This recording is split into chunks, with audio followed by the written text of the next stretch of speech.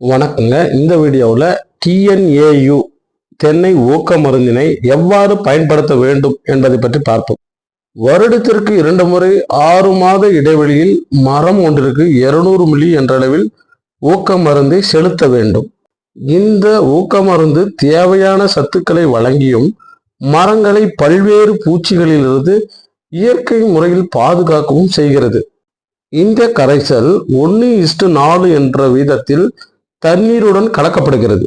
மரத்தின் அடியிலிருந்து 3 அடி தள்ளி பென்சில் அளவுள்ள வேரானது தேர்ந்தெடுக்கப்படுகிறது. இவ்வாறு தேர்ந்தெடுக்கப்பட்ட வேரின் நுனியை கூர்மையான கத்தி கொண்டு சாய்வாக சீவ வேண்டும்.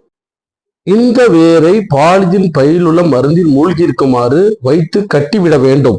மண் மற்றும் வளிமண்டல காற்று ஈரப்பதம் அற்ற நிலையில் இருக்கும் போது மருந்தானது வேர்களால் வேகமாக எடுத்துக் கொள்ளப்படுகிறது. நன்றி.